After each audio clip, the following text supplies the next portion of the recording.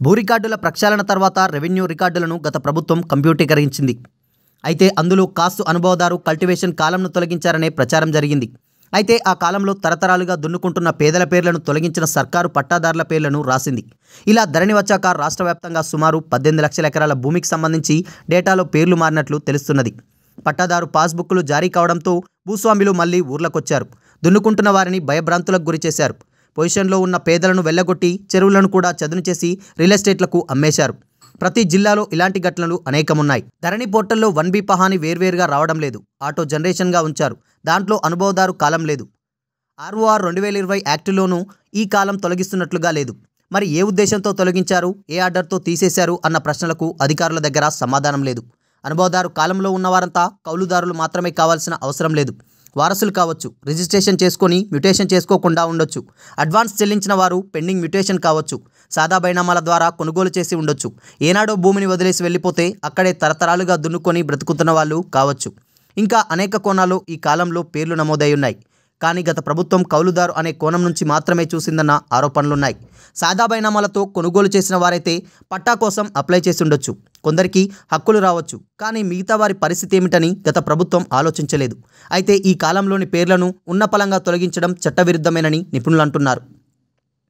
Revenue రికార్డుల్లో నుంచి అనుభవదారు కాలం ఎత్తేశారని చెబుతున్నా ఆ కాలం ఇప్పటికీ ఉన్నది. కానీ అంతకుముందున్న వారి పేర్లను తొలగించి పట్టాదారుడి పేరు రాశారు. దీని ద్వారా సుమారు 18 లక్షల ఎకరాలు పేదోళ్ల పేరిట మారిందనే ఆరోపణలున్నాయి. అయితే ఈ లెక్కను గత ప్రభుత్వం దాచిపెట్టింది. అనుభవదారు కాలం కింద ఎంతమంది కౌలుదారులున్నారు, విస్తీర్ణం ఎంత, ఏ జిల్లాలో ఎన్ని ఎకరాలున్నది అని సమాచార హక్కు చట్టం కింద వివరాలు అడిగి ఏడాది గడిచినా రిప్లై ఇవ్వడం లేదు.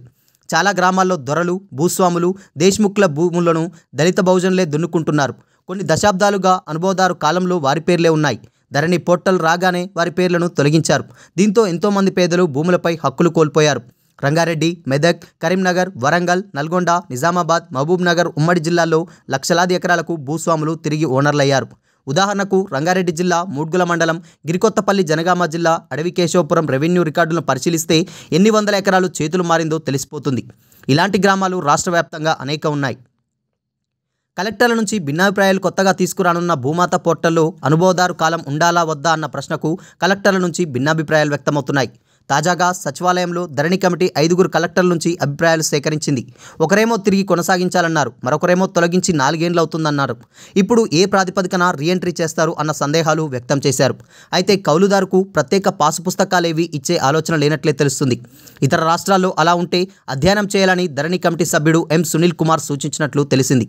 గతంలో CCLగా ఆనందరావు పనిచేసిన కాలంలో అనుభవదారు కాలంలో ఎవరి పేరు రాయాలన్నా ROR రిజిస్టర్ చేర్పులు మార్పుల రిజిస్టర్లో రాయాలని సర్క్యులర్ జారీ చేశారు. ఇప్పుడు కూడా భూమాతతో కోర్టుల కేసులు, AGPA, GPA అగ్రిమెంట్ వంటి అంశాలు చేర్చాలా వద్దా అని పరిశీలిస్తున్నారు. అయితే ఆంధ్రప్రదేశ్ మాదిరిగా టైటిల్ గ్యారంటీ చట్టాన్ని తీసుకొచ్చే అవసరాన్ని గుర్తిస్తే మాత్రం ఇవన్నీ చేర్చాల్సి ఉంటుంది. ధరణి పోర్టల్ అమలైన తర్వాత కాస్తు కాలం, అనుభవదారు కాలం తొలగించడం ద్వారా ఎన్ని లక్షల మందికి నష్టం జరిగింది, ఎన్ని లక్షల ఎకరాలు వదిలేసిన భూములను తిరిగి దక్కించుకున్నారు, వాటిలో రియల్ ఎస్టేట్ వ్యాపారులు కొనుగోలు చేసిన భూ విస్తీర్ణం ఎంత అనే ప్రశ్నలు వినిపిస్తున్నాయి. వీటిని తెలుసుకోవాలంటే 2014 జూన్ 2 కటాఫ్ డేట్ పెట్టుకోవాలి. అప్పటి పహానీలను పరిశీలించాలి. కాస్తు కాలంలోని పేర్లను, విస్తీర్ణం లెక్కించాలి. 2024 పహానీలను చూడాలి. ఇప్పుడు వారంతా యజమానులయ్యారా, వారికి పాస్బుక్లు వచ్చాయా లేదా అని లెక్కలు కడితే స్పష్టమవుతుందని ధరణి కమిటీ అభిప్రాయపడింది.